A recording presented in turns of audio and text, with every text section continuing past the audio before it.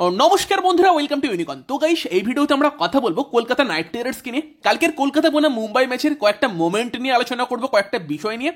এবং কলকাতার কাছে কিন্তু বেশি সময় নেই, আজকের দিনটাই সময় আছে, রিকভারির সময় আছে, প্র্যাকটিসের সময় নেই, ট্রাভেল করতে হবে। কালকে কিন্তু আবারও কলকাতার ম্যাচ আছে লখনউয়ের সঙ্গে। তো সেখানে কলকাতা বনাম লখনউ, সেই ম্যাচটার ম্যাচ প্রিভিউ খুব তাড়াতাড়ি চলে আসবে। আশা করছি আজকে বিকেল 5:30 নাগাদ কিন্তু তোমরা চ্যানেলে সেই ম্যাচ প্রিভিউটা পেয়ে যাবে, কারণ বেশি সময় তো নেই। কালকেই ম্যাচ, আবার আজকে রাত্রিবেলা আইএসএল ফাইনাল আছে। তো সেখানে মোটামুটি 5:30 নাগাদ দেখে নিও, যদি নোটিফিকেশন না যায় এসে দেখে নিও। তো সেখানে লখনউ বনাম কলকাতা সেই ম্যাচটার ম্যাচ প্রিভিউ চ্যানেলে পেয়ে যাবে।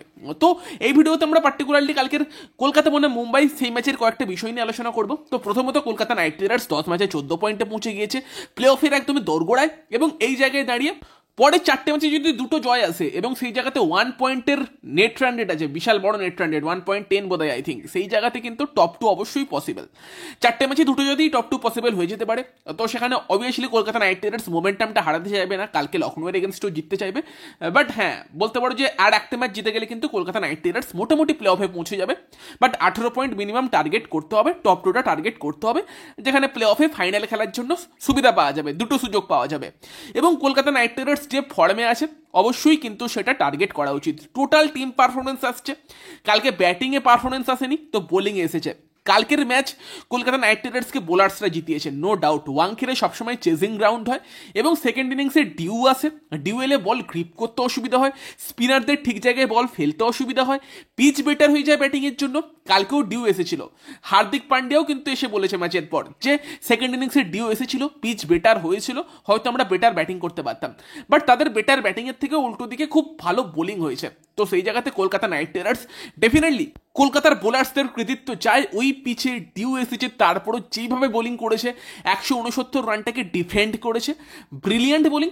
বোলিং নিয়ে কথা বলার আগে আরেকজনের কথা বলতে হবে, সেটা হচ্ছে ক্যাপ্টেন শ্রেয়াস আইয়ার।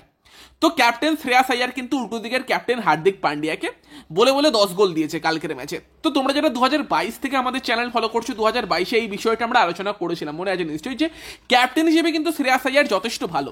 ভারত ভবিষ্যতে যে সমস্ত ক্যাপ্টেনদের দিকে তাকাতে পারে তার মধ্যে শ্রেয়াস আইয়ার কিন্তু একজন হতে পারে। মানে বর্তমানে যারা ক্যাপ্টেন আছে, একদম ইয়ং ক্যাপ্টেন যাদের আমরা বলতে পারি, রোহিত শর্মার পরের জেনারেশন, সেই জায়গাতে ঋষভ পন্থ, তাকে অনেক এক্সপার্টরা বলে তাকে ক্যাপ্টেন বানাতে হবে।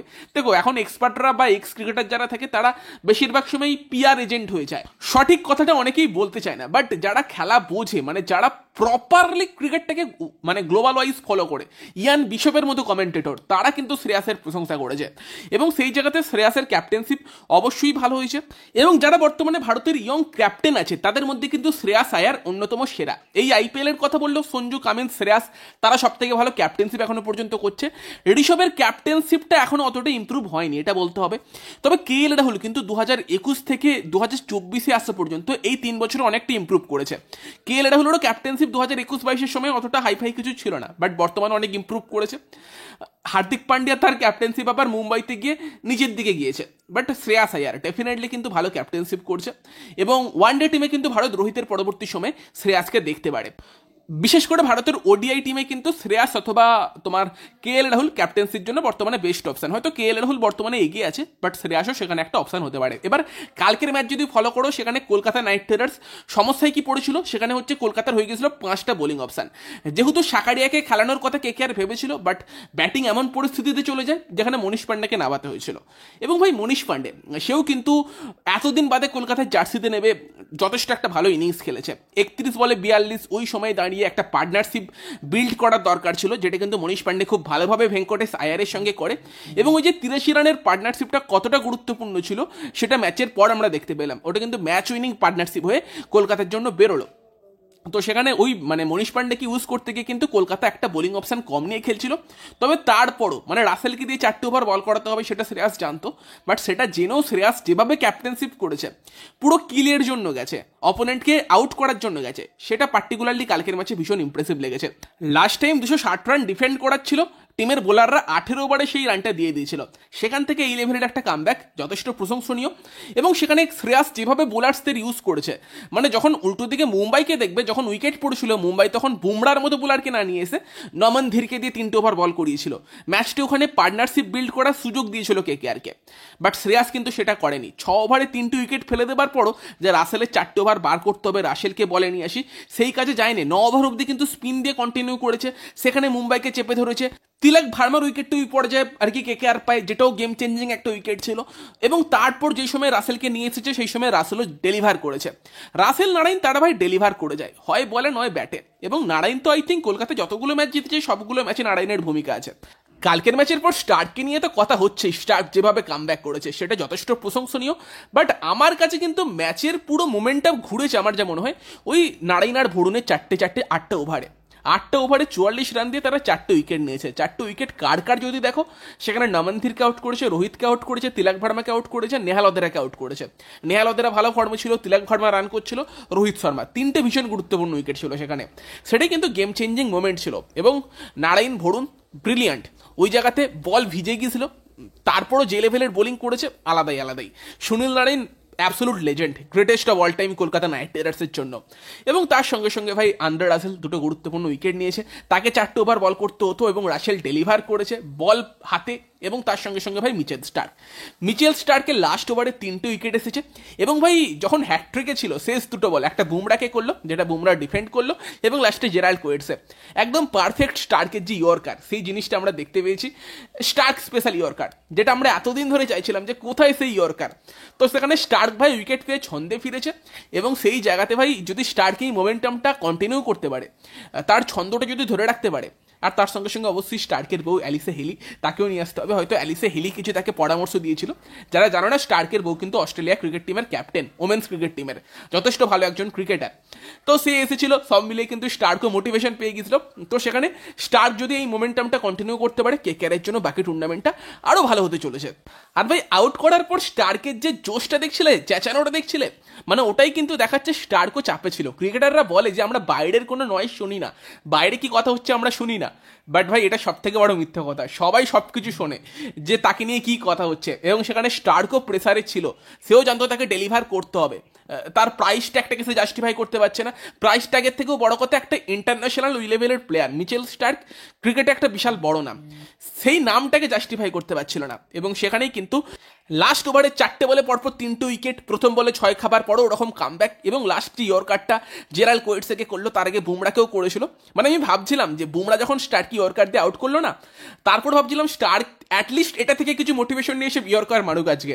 বুমরাকেও মেরেছিল, বুমরা সামলে দেয়, বাট জেরাল্ড কোয়েটসকে মেরে আউট করে। এবং তারপর স্টার্কে সেই হুঙ্কার, এবং সেটাই দেখায় যে কতটা প্রেসারে ছিল।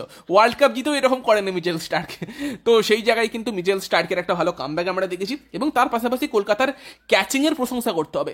ফিল সল্ট যে ক্যাচটা নিল সূর্যকুমার যাদবের পেছনে ছুটে গিয়ে রাসেলের বলের, ম্যাচের সব থেকে বড় মানে গেম চেঞ্জিং মোমেন্ট ওটা। আর ওই টাইপের ক্যাচগুলো কিন্তু সবসময় শক্ত হয়, বল অতটা উপরে উঠছে নামছে, উইকেট কিপার পেছনের দিকে ছুটে ক্যাচ নিচ্ছে, ব্রিলিয়ান্ট ক্যাচ। টিম ডেভিডের যে ক্যাচটা তোমার শ্রেয়াস আয়ার নিয়েছে, খুব ভালো ক্যাচ। শ্রেয়াসও কিন্তু ওখানে অ্যাগ্রেশন দেখাচ্ছিল, জানতো যে ক্যাচটা কতটা গুরুত্বপূর্ণ। বাকি ফিল্ডিংও ভালো হয়েছে, মনীষ পান্ডা কয়েকটা ভালো ক্যাচ নিয়েছে। হ্যাঁ, একটা দুটো ক্ষেত্রে এক্সট্রা ওভার থ্রো হয়ে গিয়েছে, তবে ওভারঅল কিন্তু ফিল্ডিং তুলনামূলক ভালোই হয়েছে কালকের ম্যাচে। ক্যাচ মিস হয়নি, সব থেকে ভালো কথা। এবং তার সঙ্গে সঙ্গে ভেঙ্কটেশ আয়ার, তার ইনিংসটাও ভীষণ যে গুরুত্বপূর্ণ ছিল সেটাও কিন্তু বোঝা গেল যে ওই পিচটায় ব্যাটিংয়ের ইজি ছিল না। এবং সেখানে মুম্বাইয়ের বোলার্সদের এগেনস্টে এই 70 রানের ইনিংসটা যথেষ্ট ভালো একটা ইনিংস ছিল। এবং আমি জানি না তোমাদের এখানে কি মানে মতামত হবে, বাট আমার কিন্তু 260 রানের যে ম্যাচ হয়, 260 রান করছে একটা টিম, উল্টো দিকে টিমটা 240 করে ফেলছে, সেই টাইপের ম্যাচগুলোর থেকে না এই টাইপের ম্যাচগুলো 160 170 করে অপোনেন্ট টিমকে চেপে দেওয়া এবং সেখানে স্পিনাররা মাঝখানে ডমিনেট করা, এই টাইপের ম্যাচগুলো না খুব বেশি এনজয় করি আমরা। একটা ভিনটেজ ভাইব পাই। 2012 2014 সেই সময় কেকেআর এইভাবে ম্যাচ জিততো, সুনীল নারায়ণ বড় ভূমিকা রাখতো। তো এই টাইপের ম্যাচগুলো যখনই হয় একটা নস্টালজিক ফিলিং আসে। 2012-তে কলকাতা কিন্তু লাস্ট ওয়ানখেড়েতে মুম্বাইকে হারিয়েছিল। এবং ভাই সেই ম্যাচটার কথা এখন আমার মানে পুরো মনে আছে। মানে আমি কলকাতার 2008 থেকে সব ম্যাচ দেখেছি আজ পর্যন্ত, ম্যাচ মিসই করিনি। এবার মনে আছে যে সেই ম্যাচটা শেষের দিকে গিয়ে মানে কারেন্ট চলে গেছিল এবং সেখানে রেডিওতে শুনেছিলাম কলকাতা মুম্বাইতে হারিয়েছিল। দেন শাহরুখ খান একটু ঝামেলায় জড়িয়ে পড়েছিল, যার কারণে 5 বছর ব্যান হয়ে যায় এই ওয়াংখেড়ে স্টেডিয়াম থেকে। বাট ওটা একটা সেরা ম্যাচ ছিল। লক্ষ্মীপতি বালাজি খুব ভালো বোলিং করেছিল এবং সেই সেম টাইপের একটা ম্যাচ ওয়াংখেড়েতে 12 বছর পর মুম্বাইকে কলকাতা হারালো। অনেকে বলছে মুম্বাইকে 12 বছর পর হারালো, সেটা না, ওয়াংখেড়েতে 12 বছর পর হারালো। কারণ মুম্বাইকে তো এই জাস্ট তোমার 2 বছর আগেই হারিয়েছি 2022 সালে মুম্বাইতে, যেখানে পুরো টুর্নামেন্টেই মুম্বাইতে হচ্ছিল। 2টো ম্যাচ হয়েছিল, একটা তো পুনেতে হয়েছিল যেখানে প্যাট কামিন্স 14 বলে 50 করে মুম্বাইকে হারায়। তবে দেন সেকেন্ড যে ম্যাচটা হয়েছিল আবারও ভেঙ্কটেশ আয়ার ভালো ব্যাটিং করেছিল, প্যাট কামিন্স ভালো বোলিং করে।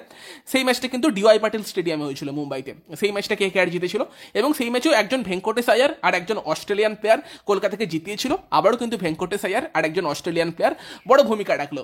আর ভাই শ্রেয়াস আয়ারের কিন্তু অ্যাজ এ KKR ক্যাপ্টেন মুম্বাইয়ের এগেনস্টে রেকর্ডটা খুব ভালো। 3টে ম্যাচে 3টেই কিন্তু শ্রেয়াস আয়ার অ্যাজ এ ক্যাপ্টেন জিতেছে। হোপফুলি সেটা 4-4 করে দিতে পারবে কলকাতা নাইট রাইডার্স, কারণ লখনৌ ম্যাচের পর আবার মুম্বাইয়ের সঙ্গে ম্যাচ আছে। তো সেখানে তোমাদের মতামত জানিও, কালকে শ্রেয়াসের ক্যাপ্টেনশিপ তোমাদের কেমন লেগেছে এবং তার সঙ্গে সঙ্গে কলকাতা নাইট রাইডার্সের বোলিং কেমন লেগেছে, পার্টিকুলারলি মিডিল ওভারে যেভাবে ভরুণ আর নারাইন মানে অপারেট করেছে সেটা কেমন লেগেছে কমেন্টে অবশ্যই জানিও। ভিডিওটা ভালো লাগলে ভিডিওটাকে লাইক করে দিও, শেয়ার করে দিও। আমাদের চ্যানেলে প্রথমবার এলে আমাদের চ্যানেলটিকে সাবস্ক্রাইব করে তার পাশে বেল আইকনটাকে অন করে দিও। তো চলো গাইস, সেই ভিডিওতে এই পর্যন্তই। Bye bye.